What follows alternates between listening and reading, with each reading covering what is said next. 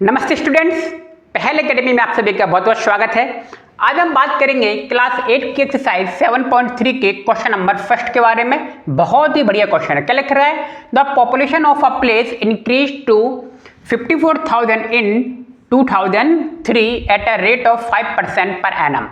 कह रहा है भैया एक विलेज है और उसकी जो पॉपुलेशन है वो बढ़ती है। कितनी? 5% पर एनम, यानी कि एक साल में कितनी बढ़ती है? 5% बढ़ती है। ठीक है, क्लियर।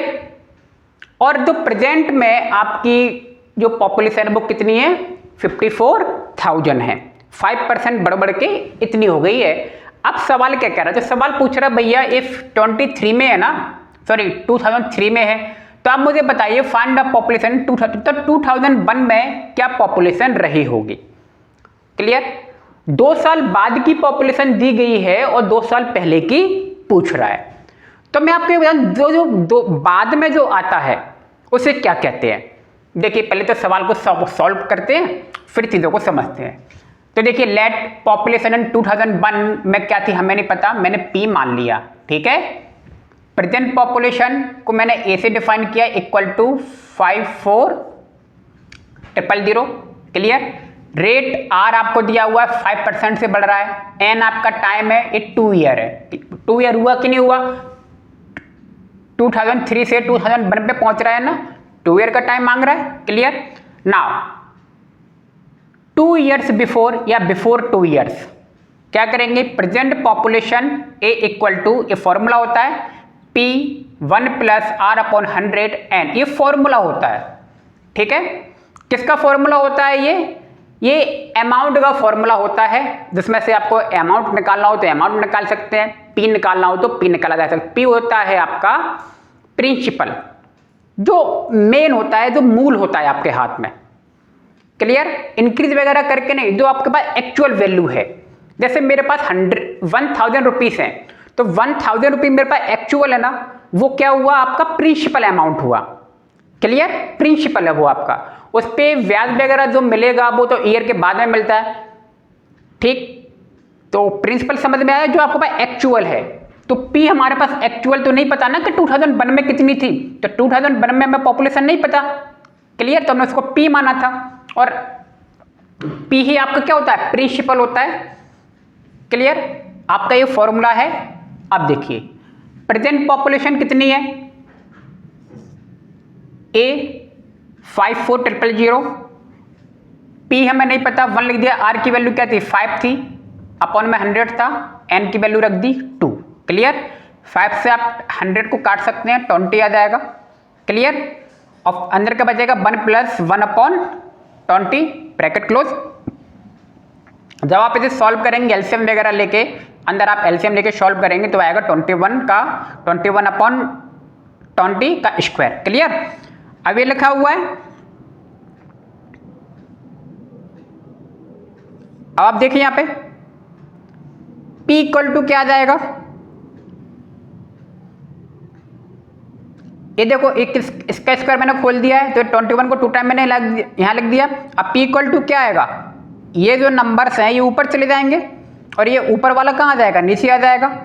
ठीक है, और बाद में हम इसको 21 से क्या कर सकते हैं? डिवाइड कर सकते हैं, या ये 3 से डिवाइड हो सकता है। ठीक है, 3 से डिवाइड कर सकते हैं इसको।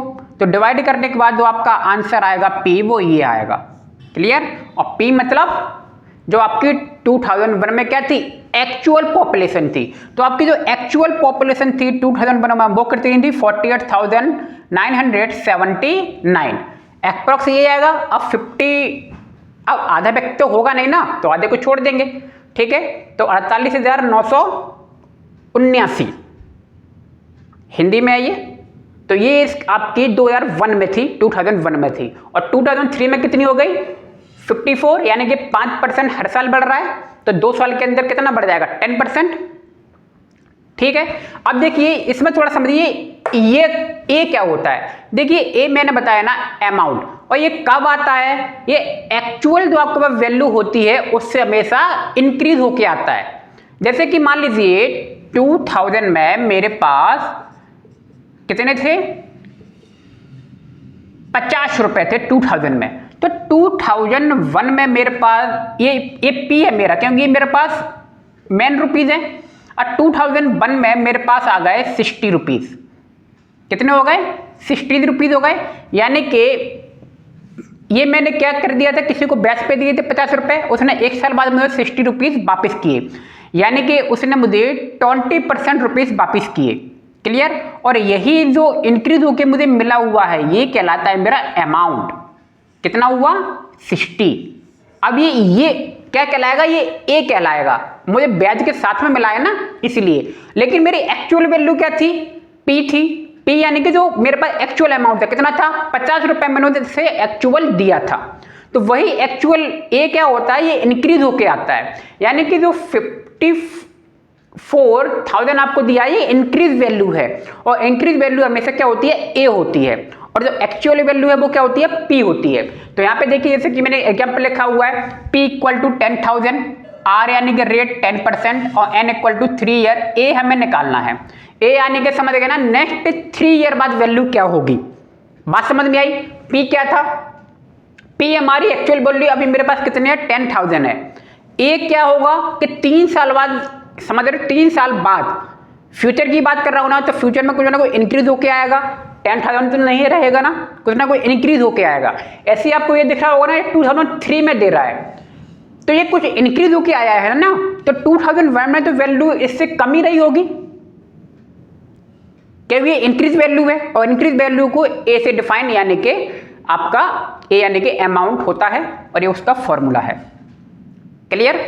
तो इसलिए प्रेजेंट पॉपुलेशन को मैंने ए से डिफाइन किया है, और ए हमें दिया हुआ है, पी हमें निकालना है। सीधी सी बात इसमें यही है, आपको एन की वैल्यू दी गई है, आर की वैल्यू दी गई है, बस आपको सॉल्व करना है। ठीक है? उम्मीद है आपको सवाल समझ में आया होगा। ठीक है? तो मिलते हैं इसके सेकंड पार्ट में। आप लोगों का बहुत बहुत धन्यवाद। Thank you.